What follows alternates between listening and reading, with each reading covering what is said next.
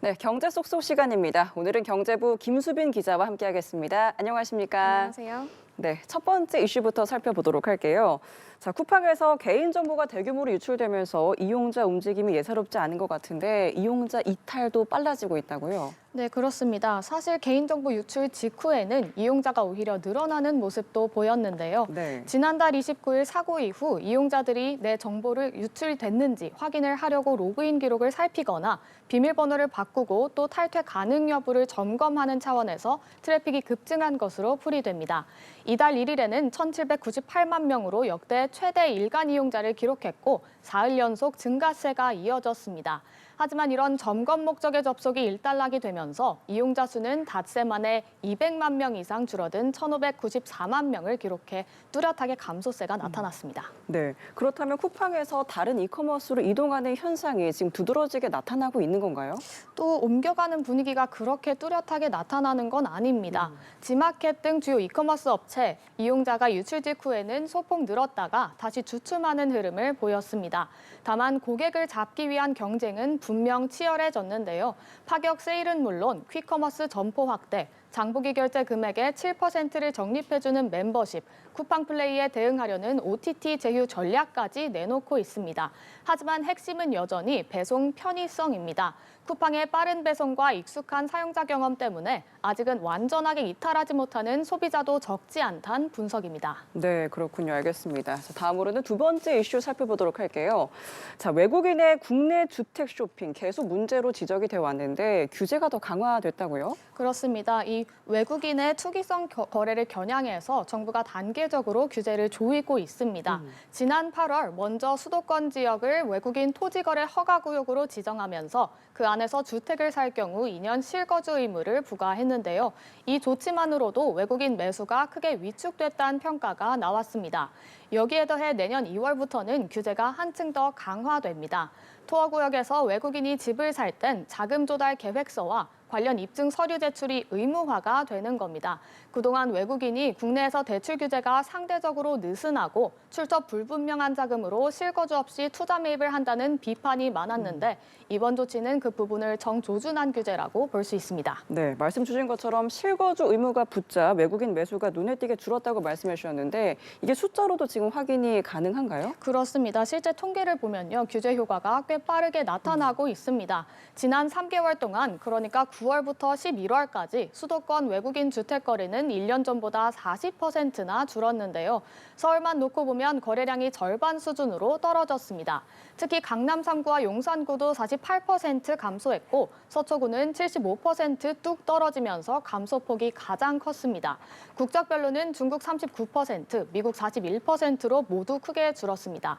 정부는 앞으로도 외국인 주택 매매 흐름을 지속적으로 들여다보면서 필요하면 추가 제도 보완에도 나서겠다는 입장입니다. 네, 알겠습니다. 다음으로는 빵 좋아하시는 분들에게 조금 속상한 소식일 것 같은데요. 최근 빵값이 너무 비싸요. 근데 가공식품 물가가 계속 뛰고 있다고요? 그렇습니다. 빵값 정말 가파르게 오르면서 이 네. 빵플레이션이라는 말이 일상이 됐을 정도입니다. 국제 곡물가 가격이 오른 데다 요즘 1,470원대 부근에서 좀처럼 떨어지지 않는 고환율이 수입 원가 부담을 키우고 있는데요.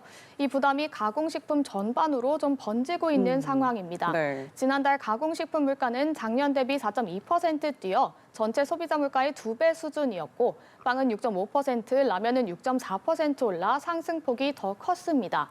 특히 최근 5년만 놓고 보면 빵값 상승률이 40%에 육박할 정도로 지속적인 오름세입니다. 소비자 입장에선 요즘 빵 한 번 사 먹는 게 부담스럽다는 말이 나올 만한 흐름입니다. 그러니까요. 그런데 이제 빵만 비싸진 게 아니라 다른 생활 필수품들도 많이 올랐다고 하는데 이 부분도 좀 짚어주시죠. 네, 연말 장바구니 물가가 전반적으로 좀 무겁습니다. 수입 물가가 4개월 연속 오르고 있고 강달러 영향이 생활 필수품 가격에도 반영이 되고 있는 건데요.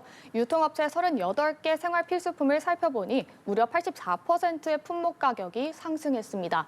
평균 인상률은 4.3%였고 커피 믹스는 18%, 달걀은 15% 넘게 올랐습니다. 정부는 이런 가격 상승 흐름에 담합 가능성이 있는지 조사에 들어갔는데요. 첫 타겟은 설탕이고 이어서 빵값을 좌우하는 밀가루, 계란 등으로 조사가 확대될 수 있다는 전망이 나옵니다. 네, 알겠습니다. 저희 마지막으로 전기차 시장 이야기를 해보겠습니다. 올해 수입차 판매가 크게 늘었는데 그 중심에는 전기차가 있다고요. 네, 전기차가 좀 시장의 판도를 바꿔놓고 있습니다. 올해 11월까지 국내에서 팔린 차량이 153만 대인데요. 국산차 판매 증가율은 1%대에 그친 반면 수입차는 15%나 늘며 두 자릿수 성장률을 기록했습니다.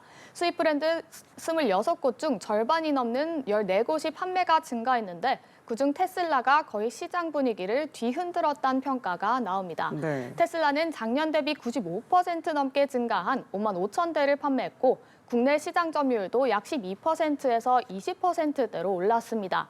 중국 브랜드 BYD도 예상 밖의 선전입니다. 중국차 한계라는 고정관념을 뚫고 국내 첫 해에 5천 대 판매를 눈앞에 두고 있습니다. 네, 이렇게 우리나라뿐만 아니라 해외 시장에서도 전기차 흐름이 더 커지는 분위기인 것 같아요.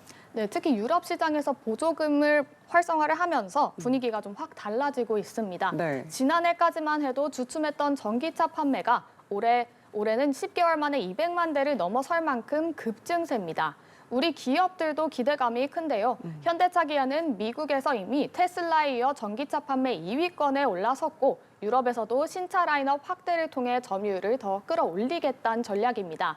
다만 중국 업체들의 공세도 만만치 않은데요. 대표적으로 BYD는 지난달 유럽 판매가 작년 대비 206%나 급증했습니다. 유럽 시장에서 경쟁이 한층 더 치열해질 수밖에 없는 이유죠.